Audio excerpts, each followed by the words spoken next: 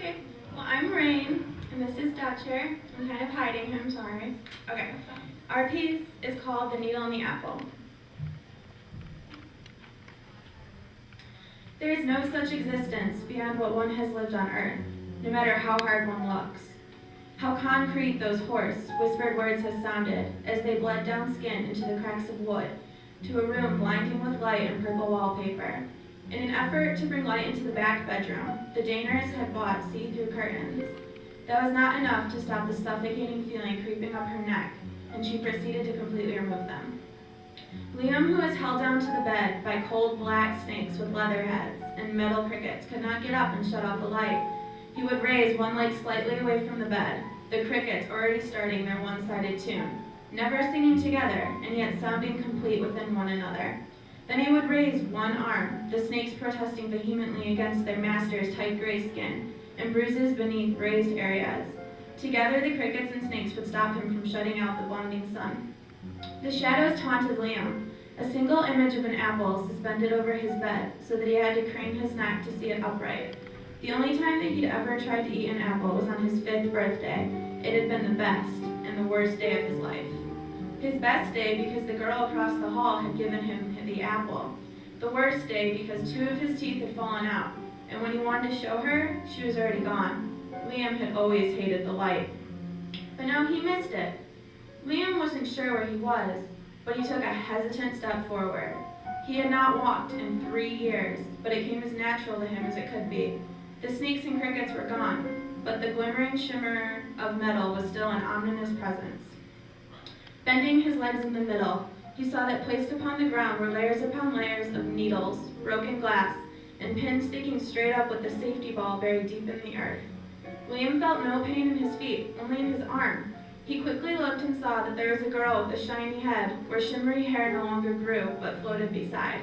She opened her mouth to speak, but only a terrifying screeching sound passed her lips. Looking closer, Liam saw that where there should have been lips, there was only a round hole. "Get away," Liam screamed, teetering over the needles as he attempted to crawl backwards. The glass fragments nestled themselves tightly into the space between Liam's tendon and bone. There was still no pain. "What do you want?" There was no blood coming from his wounds, but he could feel his heart becoming colder, and his stomach dipping inward on itself in fear. The howling girl stared at him and then blinked once, opening her eyes to reveal an empty socket masked by red. The girl fumbled through the debris on the ground until she felt a shard of glass, no thicker than the end of a pencil. She brought it up to her eye level and waved it warningly at Liam, who was too petrified to move. Then there was a stream of purple lines that Liam thought were at first strands of silk or thread. They felt soft, comforting against his arm, and for a moment he forgot about the lunging girl. He took hold of the purple and tugged as hard as he could manage, pulling another girl out of the body of the one that stood in front of him. Liam wanted to stop the moment he felt dry tears burn the sides of his cheeks, but he continued to pull, grasping onto the pale hand of a child who was not holding glass within tendons and bone. He pulled her completely out of the other girl, her body twisting backwards onto the glass. Sitting in front of Liam was the girl who had given him the apple. The bald girl began to stare, the debris refilling her empty body contents. Frightened but now determined to protect, he picked up his own shard of glass. "You don't have to do that," the new girl whispered kindly. "She's angry." "What do I do?"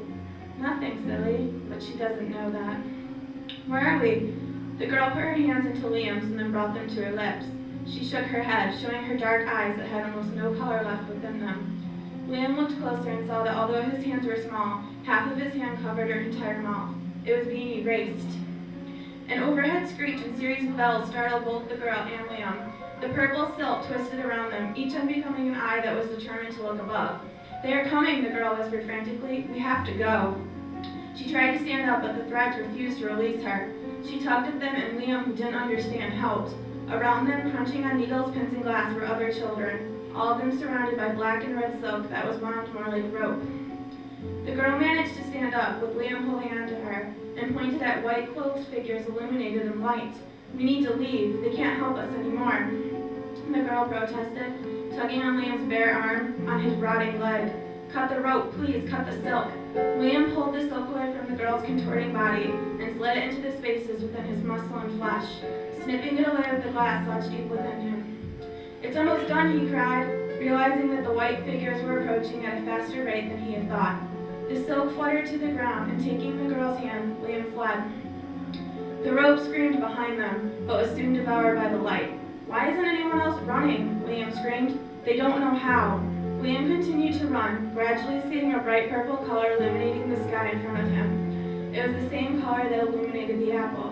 We have to go this way, Liam decided, wanting to head towards the purple light, although it was almost as blinding as the one chasing them. The girl tried to protest, but she was too small to put up a real fight. Come on, Liam screamed over the snapping of plastic against harder plastic and beeping sounds. His heart thumped once, startling him, but he could see the apple. Help, Liam, the girl cried as her hand was roughly tugged away from him. He looked behind him and saw that the white figures were holding her, consuming everything in their light path. White rough snakes slithered at their feet, chasing after Liam. He had managed to get the apple into his hand, where he held it as tightly as his decomposing fingers could manage.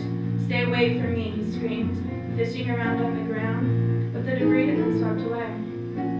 He managed to find a soul needle, hiding beneath the little darkness that remained. The apple thumped in his hand to his own. The girl screamed once more before it went dark.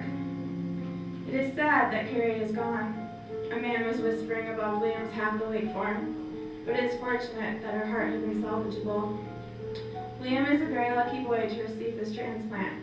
It was almost too late. This next hoarse whispered voice was one that Liam recognized well. He had heard it through the bleeding cracks in his floor. I am happy that my grandson will continue to exist. Yeah.